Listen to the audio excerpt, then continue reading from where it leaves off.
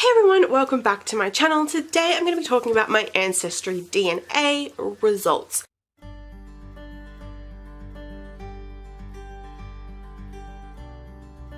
A while ago, like a long time ago, I feel like it was probably nearly 3 months ago, I ordered an Ancestry DNA kit and I actually did a quick little unboxing, so I'm going to insert that clip here. So, welcome to Ancestry DNA. This is very exciting. So,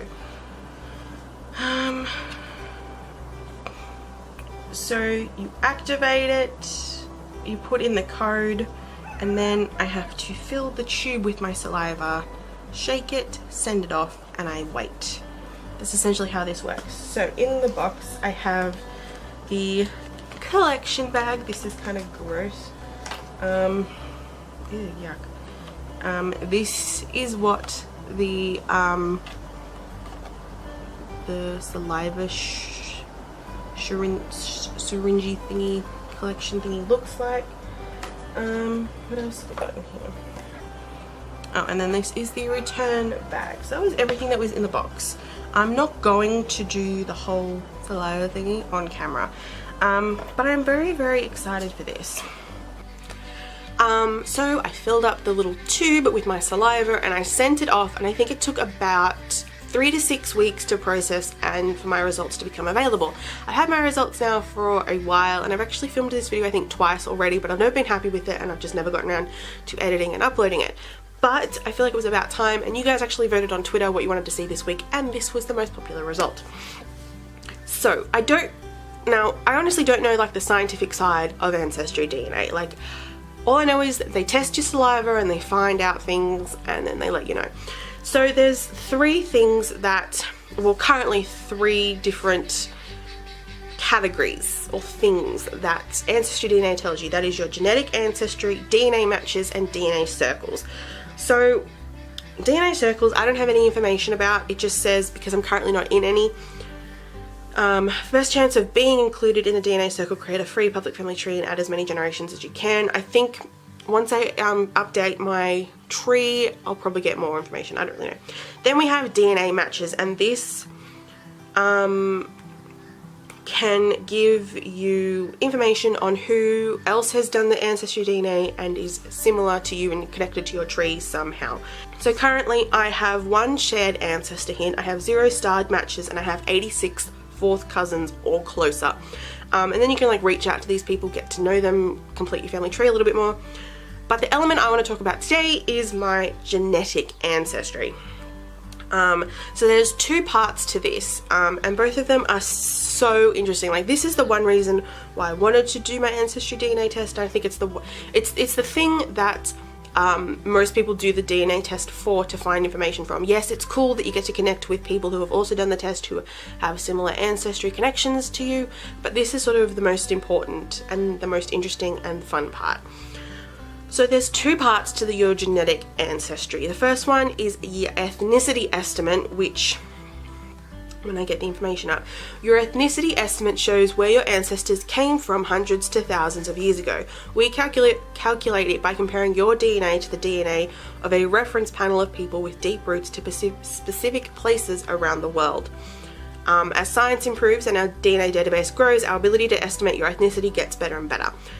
So you may get updated results from time to time. That's what they tell you all the time. Like, Ancestry DNA is still a relatively new thing. I feel like it's only been around for like 18 months to 2 years.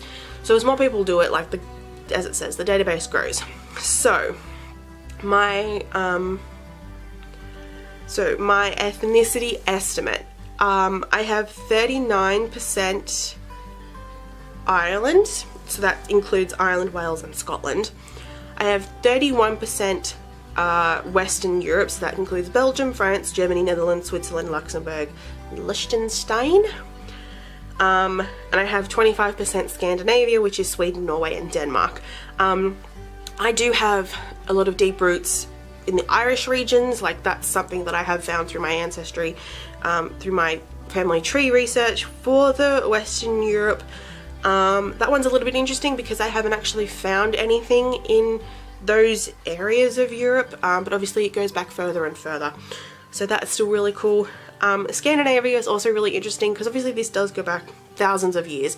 Like obviously I haven't found anything in Scandinavia, but that probably is to do with like the Viking settlement of England, because my roots are very English. That's probably where that comes in. And then I have a really cool one. It's a low confidence area. It's only 4%. And then there's two low confidence areas. One is 1%, and that's Eastern Europe, so that's Poland, Slovakia, Czech Republic, Austria, Russia, Hungary, Slovenia, Romania, Serbia, Ukraine, Belarus, Moldova, Lithuania, Latvia, Bosnia, and Herzegovina and Croatia. That's also really interesting. Again, nothing in those areas. I do have again, nothing really in those areas, but I suppose that's why it's only 1%. And one thing that's come up that says 0%, but I feel like it's probably less than one, like 0 point something, and that's Italy and Greece. And that is very true. I do have roots in Ireland. I do have roots in Italy on my mother's side, but obviously it's only a very, very, very small proportion of my family tree. And again, you know, this is only based on what's currently in the database. A really interesting one that came up, so they're all like the European ones. I have my other 4% comes from West Asia, and that is the Middle East. So Syria, Iraq, Saudi Arabia, Jordan, Oman, Yemen, United Arab Emirates, Lebanon, and Israel. That's really interesting because I have absolutely no idea where that connection could lie in. Being something that's hundreds to thousands of years ago, like this being how far back that goes, like I don't think you're ever really going to find where those connections come in unless you have like a really, really good family tree recording that you can go back quite far. The furthest I go back is like 1680 something, and that's just in England. So I thought that was a really interesting part to my genetic makeup. So 90%, so I'm 96% from Europe and 4% from West Asia. So that's pretty interesting. So then the other parts to the genetic ancestry section is genetic communities, and that's hundreds of years ago. This is actually a newer one, and by the time I think it came out just before I got the Ancestry DNA test, so I thought that was kind of cool that I'd get extra information. I mean, I think everyone gets that update as well, but I thought it was just really cool that my timing was that I could get that straight away. So genetic communities show where your family probably lived in the past few hundred years. We create these by identifying groups of people of Ancestry DNA members who are genetically connected to each other. So this one was really interesting as well. So most of my genetic community is from southern England,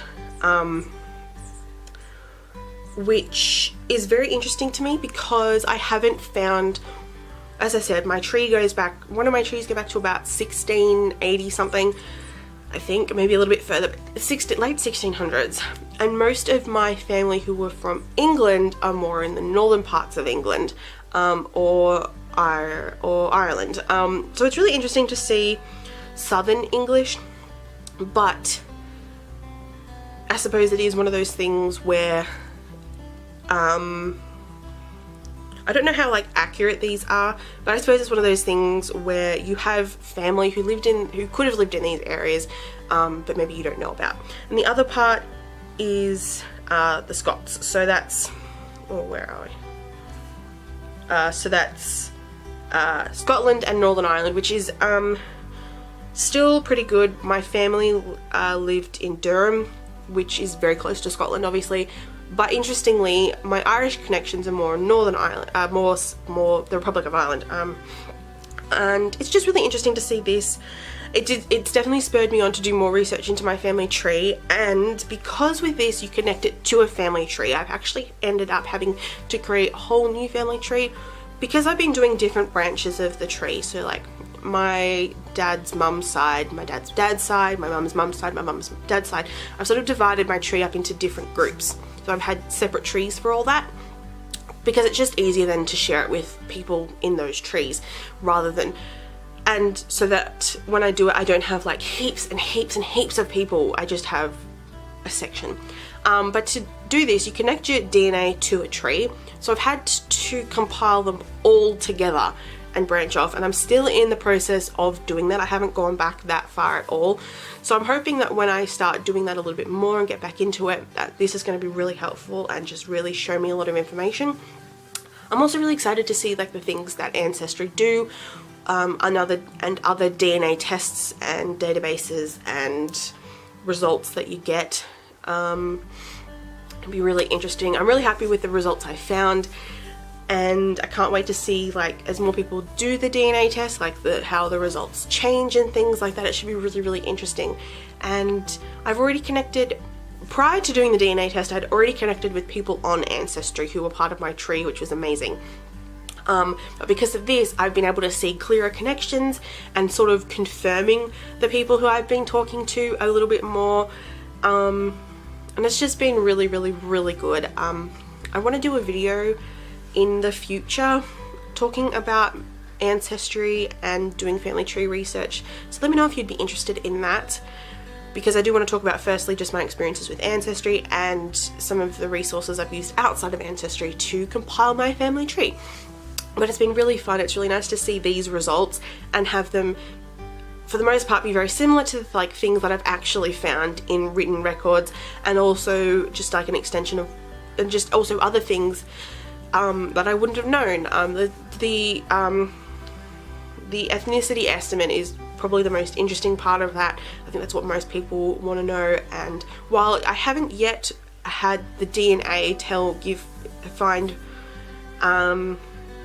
find different resources and things like that, like the ads. So I definitely recommend, if you haven't done the DNA test yet, definitely do it if you are interested, especially if you are someone who is interested in your family tree and your genealogy. I am fascinated by genealogy. Mainly, I think that's probably partly because obviously I love history, so then this is just obviously a very close and personal history to me. This is my history, and it's so fun. Let me know if you do want me to talk about my genealogy stuff a little bit more, because I would love to share it with you guys, and my experiences with everything. Let me know in the comments below if you've ever done Ancestry DNA and whether you're happy with the results you got. And